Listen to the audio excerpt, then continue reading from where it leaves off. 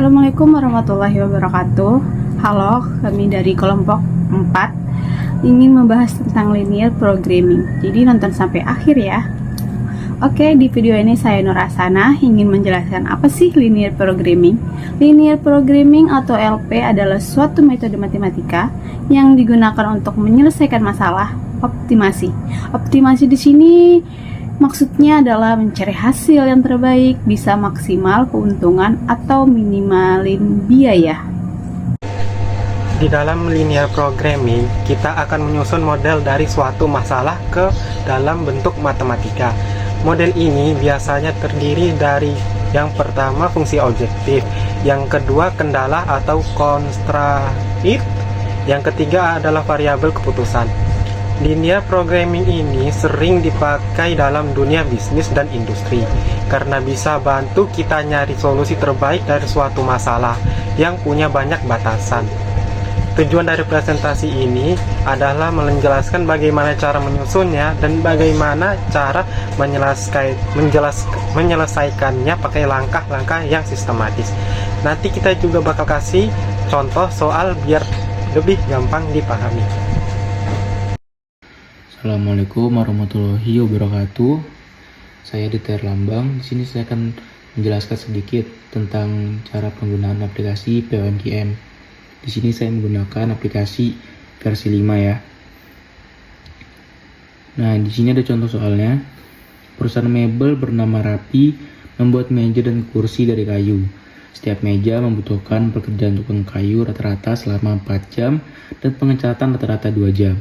Setiap kursi membutuhkan pekerjaan tukang kayu rata-rata 3 jam dan pengecatan rata-rata 1 jam. Dalam 1 minggu tersedia 240 jam kerja untuk tukang kayu dan 100 jam kerja untuk pengecatan. Jika dijual, setiap meja menghasilkan keuntungan rata-rata 7 dan setiap kursi 5. Nah, langsung aja. Pertama-tama itu kita tekan ini modul karena di sini pakai contoh linear programming. Jadi tekan yang ini.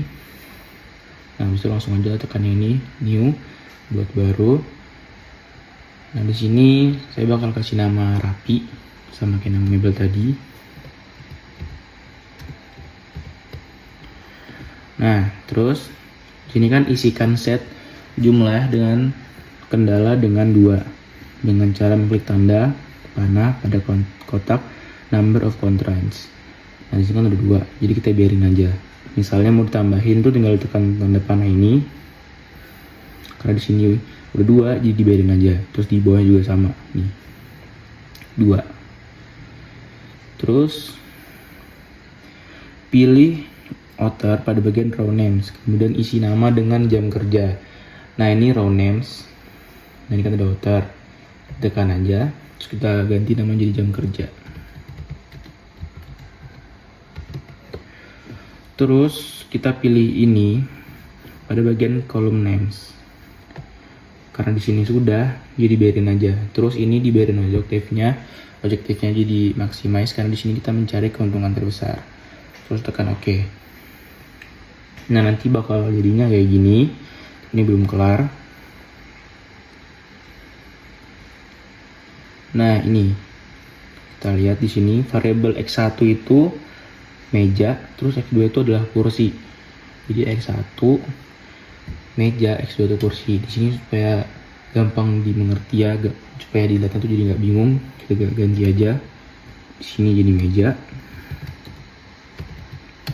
terus jadi kursi. Oke, udah. Terus, nah kita naik lagi ke atas. Nah, ini kan ada angka begini nih tabelnya. Kenapa sih bisa ada angka 7, 5, 4, 3, 21, terus ada 240, ada 100, nah itu dari atas. Nah, di sini.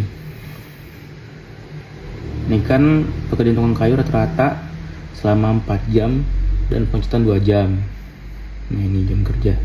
Meja kan. Jadi di sini kita isi 4. Terus yang di bawah itu 2. Nah, terus setiap kursi membutuhkan pekerjaan tukang kayu rata-rata 3 jam dan pengecatan rata-rata 1 jam. Nah, di sini kita isi 3, terus di bawahnya 1. Dalam 1 minggu tersedia 240 jam kerja untuk tukang kayu dan 100 jam kerja untuk pengecatan. Nah, ini kita isinya tuh di sini. Jadi 240, di bawahnya itu 100.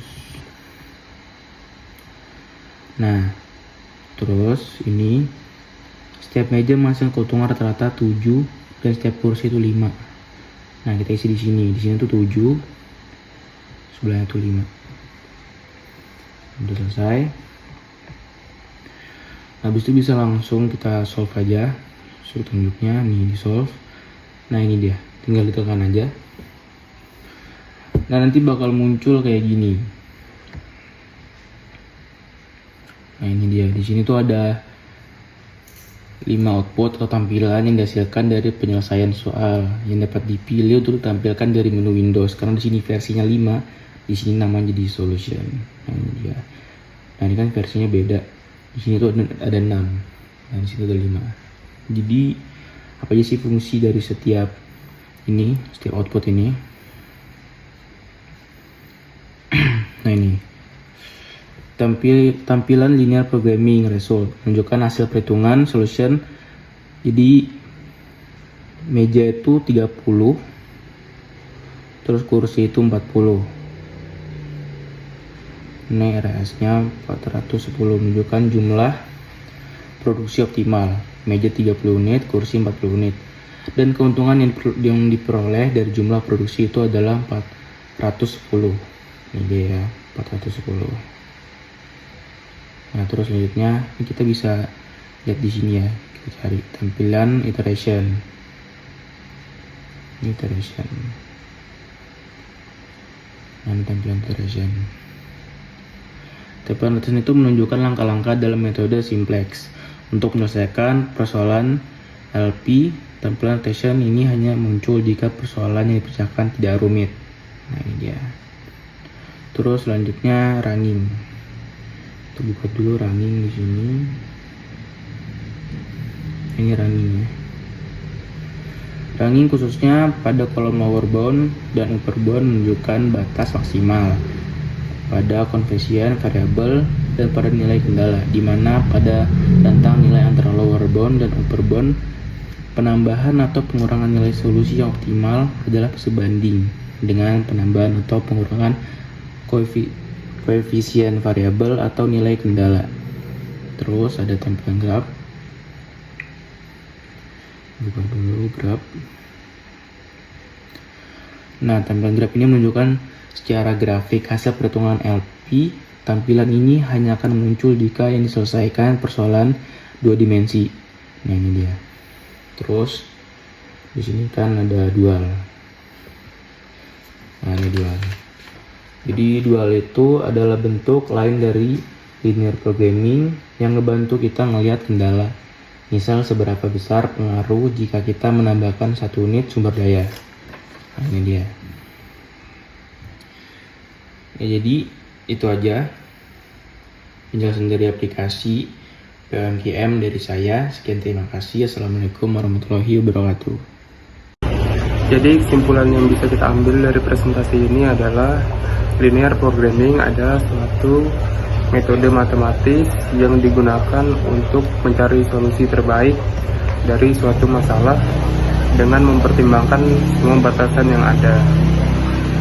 Metode ini digunakan untuk memaksimalkan keuntungan atau meminimalkan biaya dengan bantuan seperti metode grafik atau simplex dan juga seperti software simplex. Proses penyelesaiannya akan lebih mudah dan juga akurat. Baik, sekian dari kelompok kami. Terima kasih sudah menonton. Wassalamualaikum warahmatullahi wabarakatuh.